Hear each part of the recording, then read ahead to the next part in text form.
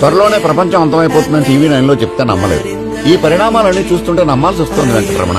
Breaking news చూస్తున్నాం. త్వరలో ప్రళయం రాబోతుందా? మనుషులకి చాలా పెద్ద డ్యామేజ్ జరగబోతుందా? లక్షల ప్రాణాలు ఇప్పుడు డేంజర్ లో ఉన్నాయా? సంథింగ్ ఈజ్ ఫిషీ అంటారు. ఆ ఫిష్ గురించి ఈ రోజు వీడియో. ఒకసారి ఈ వీడియో చూడండి. Is this a fishy sign of the apocalypse? Over 150 whales are found stranded on a beach in Australia.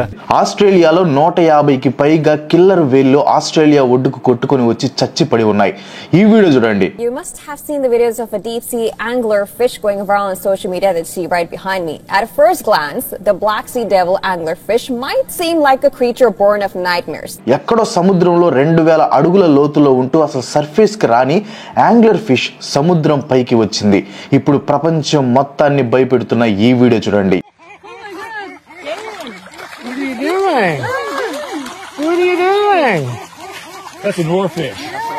దీనిని డూమ్స్ డే ఫిష్ అని పిలుస్తారు. దీనికి ఈ పేరు ఎలా వచ్చింది, ఒరిజినల్ నేమ్ ఏంటి అని వీడియోలో తర్వాత డిస్కస్ చేస్తాను. ఈ చేప సముద్రంలో 3000 అడుగుల లోతులో మాత్రమే ఉంటుంది. అలాంటిది ఈ చేప కూడా ఇప్పుడు ఒడ్డుకి వచ్చింది. సముద్రంలోకి పంపించాలి అని చూసినా కానీ అసలు వెళ్లకుండా తన ప్రాణాలని తానే తీసుకుంది. ఇలా సముద్రం అడుగు భాగంలో ఉండే రేర్ ఫిషెస్ అండ్ వేల్స్ అన్ని కూడా బయటికి వస్తున్నాయి. అంటే ఏదో భారీ విపత్తు వస్తుందని అవి ఎన్నో రోజుల ముందే గెస్ చేసి ఇలా ఒడ్డుకు వస్తున్నాయి. ఆ విపత్తు సముద్రం లోపల ఉంటే ఏం కాదు, కానీ సముద్రంలో జరిగే ఆ గందరగోళం ఇప్పుడు మనిషి వినాశనానికి సంకేతం అనే న్యూస్లు మాత్రం తెగ వైరల్ అవుతున్నాయి. మెక్సికోలోని పసిఫిక్ తీరంలో డూమ్స్ డే ఫిష్ అనే చేప కనిపిస్తే అక్కడి ప్రజలు భయాందోళనకు గురవుతున్నారు. Recent sightings of a rare raw fish off Mexico shared on social media has thrown up speculation of a lurking big natural disaster.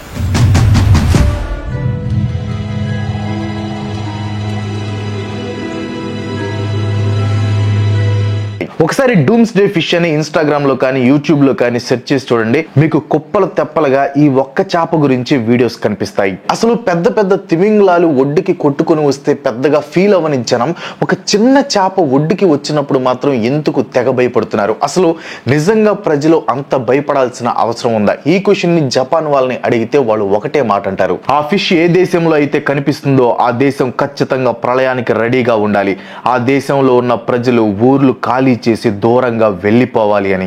వాళ్ళు అలా అనడానికి కారణం జపాన్ లో 2011లో వచ్చిన భారీ సునామీకి ఈ ఫిష్ కారణమై ఉండటం. ఈ రోజు వీడియోలో అసలు ఆ చేప ఏంటి, దాని కథ ఏంటి, అది ఒడ్డుకి కొట్టుకొని రావటం ఏంటి, అసలు దీనికి జపాన్ సునామీకి లింక్ ఏంటి, ఈ ఫిష్ దేవుడికి మెసేంజర్ అవటం ఏంటి, ఇలా చాలా టీల గురించి ఈ రోజు వీడియోలో మనం తెలుసుకుందాం.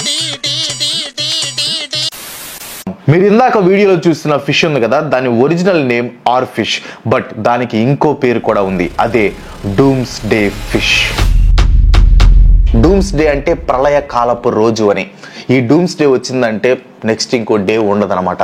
అలాంటి డూమ్స్ డే ఫిష్ మెక్సికోలోని ప్లాయా ఎల్ క్యుమాడో అనే బీచ్ లో ఫిబ్రవరి 9న కనిపించింది. మరి నెక్స్ట్ డే ఫిబ్రవరి 10th వచ్చింది కదా అని అప్పుడే కామెంట్స్ పెట్టకండి. నేను ఈ వీడియోలో నెక్స్ట్ చెప్పబోయే లైవ్ ఎగ్జాంపుల్స్ చూసి ఆ తర్వాత డిసైడ్ అవ్వండి. మళ్ళీ ఇప్పుడు ఈ చేప దగ్గరికి వద్దాం. జనరల్ గా ఈ ఫిషెస్ అనేవి సముద్రంలో ఎక్కడో 3300 అడుగుల లోతులో ఉంటాయి. ఎవరికి అంతగా కనిపించవు. సముద్రం పైన ఉన్న సర్ఫేస్ లెవెల్ కి అస్సలు రావంట.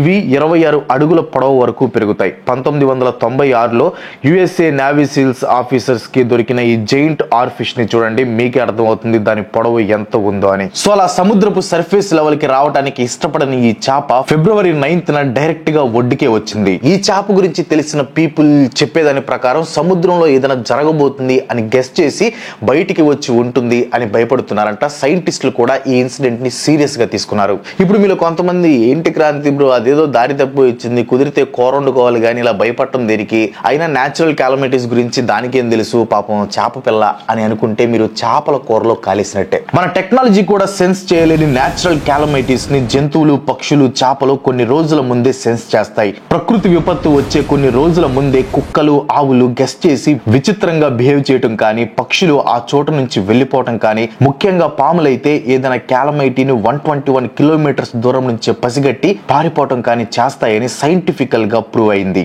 సేమ్ అలానే ఈ డూమ్స్ డే ఫిష్ కూడా. దీనికి లైవ్ ఎగ్జాంపుల్ జపాన్ లో వచ్చిన 2011 సునామీ.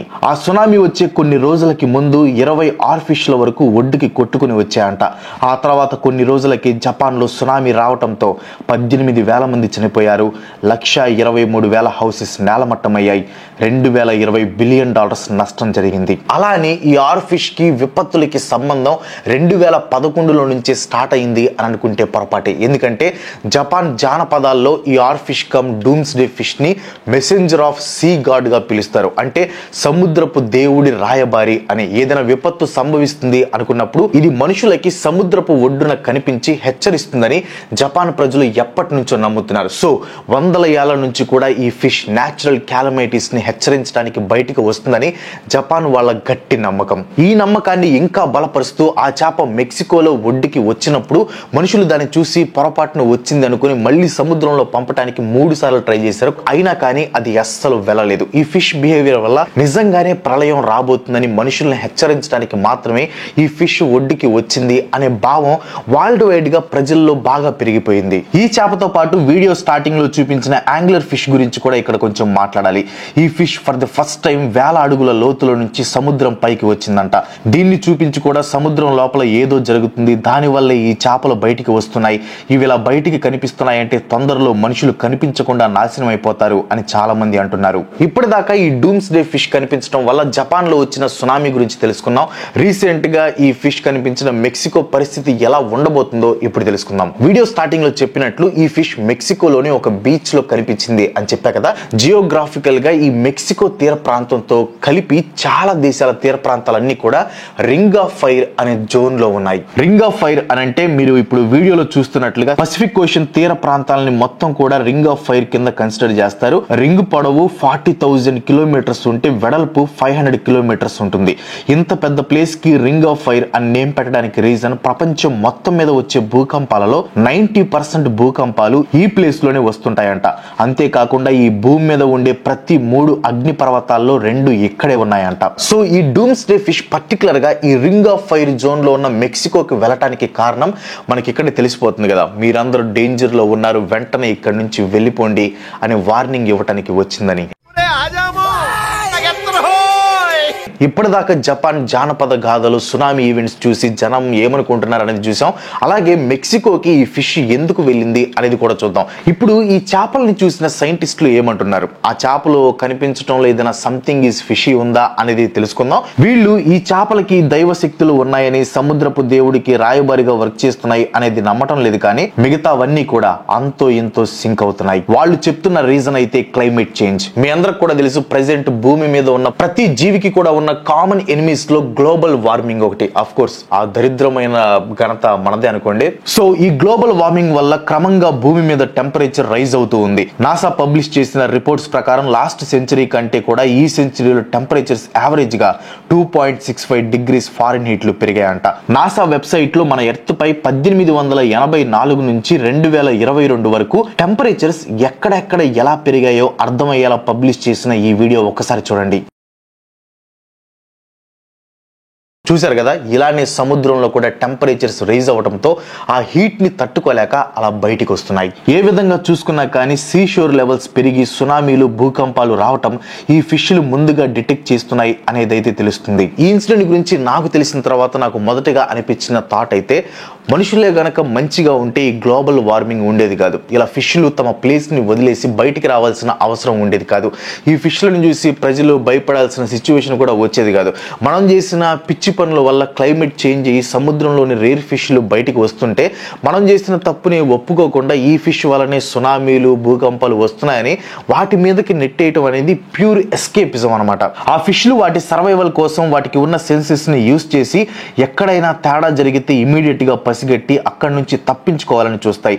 అవి వియర్డ్ గా బిహేవ్ చేయటం అనేది మనకు ఒక వార్నింగ్ బెల్ గా ఉండాలి. అలాంటి వార్నింగ్ బెల్ నెక్స్ట్ రాకుండా మనం ఈ భూమిని కాపాడుకోవాలి. అలా కనుక చేస్తే ఈ చేపలు ఒడ్డుకి రావు, మనం కూడా భయపడాల్సిన అవసరం లేదు. ప్రస్తుతానికైతే మెక్సికోలో ఈ డూమ్స్ డే ఫిష్ కనిపించి 20 డేస్ అవుతుంది. ఈ 20 డేస్ నుంచి అక్కడ ప్రజలు నెక్స్ట్ ఏం జరుగుతుందో అని భయపడుతున్నారు. ఇప్పటివరకు అయితే ఏం జరగలేదు. వాళ్ళు భయపడినట్టుగా జరగకూడదని మనం ఆశిద్దాం. ఒకవేళ అన్ఫార్చునేట్లీ ఏదైనా జరిగితే ఆ అప్డేట్ ని మిస్ అవ్వకుండా ఉండటానికి మన ఛానల్ ని ఇప్పుడే ఇప్పుడే సబ్స్క్రైబ్ చేసుకొని పక్కనే ఉన్న బెల్ ఐకాన్ ని కూడా కొట్టండి. అప్పుడే మీకు మన ఛానల్ నోటిఫికేషన్ వస్తాయి, just like ER fish future calamity గురించి నోటిఫికేషన్ ఇచ్చినట్లు. That's what today. ఈ వీడియో మీకు అనిపించింది కింద కామెంట్ లో పోస్ట్ చేయండి. వీడియోస్ ఒక లైక్ కొట్టి మీ ఫ్రెండ్స్ అందరికి షేర్ చేయండి. ఇలాంటి వీడియోస్ నాకు సపోర్ట్ చేయాలనుకుంటే వెంటనే మన ఛానల్ సబ్స్క్రైబ్ చేసుకోండి. ఇంకో మంచి ఎపిసోడ్ తో మళ్ళీ కలుసుకుందాం. అందరికి సెలవు. Bye bye.